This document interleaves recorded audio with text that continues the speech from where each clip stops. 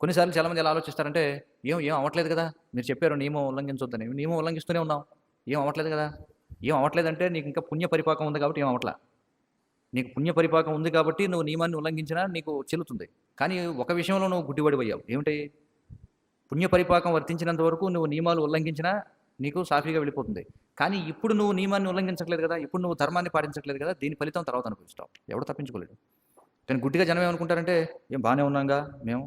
ఏ నియమం పాటించే మాంసం తింటున్నాంగా. మేము దృఢంగా లేము. మేమేమన్నా మమ్మల్ని ఏమన్నా ఎమ్మగొట్టులొచ్చి లాక్కెడుతున్నారా? అంతా బాగున్నాంగా. శరీరం దృఢంగా ఉందిగా. కళ్ళు బానే ఉన్నాయిగా." ఇలా అంటారు జనం. అజ్ఞానం వల్ల వాడికి అర్థం కాదనమాట. అందుకే కృష్ణుడు మళ్ళీ మళ్ళీ చెప్తాడు ఏమంటాడంటే, ఫలితాన్ని ఆశించి నువ్వు ఎప్పుడు కూడా నీ ధర్మాన్ని నిర్వర్తించకూడదు. నీ ధర్మం నువ్వు నిర్వర్తించాలంతే. ఎందుకని అలా చెప్తున్నాడు? ఎందుకంటే ఏది వృధా పోదనమాట. సరే ఇప్పుడు నువ్వు నీకు అనుకూలంగా ఉన్నా, అననుకూలంగా ఉన్నా నువ్వు గనుక నియమం పాటించావనుకో, నువ్వు ధర్మాన్ని పాటించినవాడవుతావు. ఇది నీకు తర్వాత జన్మలో ఉపయోగపడుతుంది. అలా కాకుండా గుడ్డిగా వాళ్ళెవరూ పాటించట్లేదు, వాళ్ళందరూ బానే ఉన్నారుగా అని చెప్పి వాళ్ళని చూసి మనం పాటించలేదనుకోండి, ఏమవుతుంది? వాళ్ళ తర్వాత నరకానికి వెళ్తారు. నువ్వు ఇప్పుడు పాటిస్తే నువ్వు రేపొద్దున ఉన్నత గతి పొందుతావు చూడండి.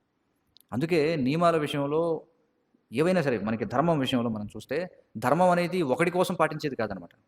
అందరూ పాటిస్తే నేను పాటిస్తాను, అందరూ పాటించకపోతే నేను పాటించను, అది కాదు ధర్మం అంటే. ఆ! ధర్మం అనేది ఎందుకంటే కర్మణ దైవనేత్రేణ జంతుర్దేహోపపత్తయే అని చెప్పన్నారు. మనకి భగవంతుడు అన్నీ చూస్తున్నాడనమాట చూడండి. మనకి ఎవడు పాటించట్లేదు కదా! లేకపోతే ఇప్పుడు ఎందుకు అవసరం ఉంది? పాటించని వాళ్ళు కూడా ఆనందంగానే ఉన్నారు కదా! అని చెప్పి మనం ధర్మం పాటించలేదనుకోండి, రేపొద్దున మనం దుఃఖాన్ని అనుభవిస్తాం. ఆ! అందుకే వివేకవంతుడు ఎప్పుడు కూడా ఒకడి గురించి ఆలోచించడు. వాడు పాటిస్తున్నాడా? వీడు పాటిస్తున్నాడా? వాడు పాటిస్తే నేను పాటిస్తాను. అది కాదనమాట. ధర్మం, ధర్మం అంతే. అది మనం తెలుసుకోవాలి.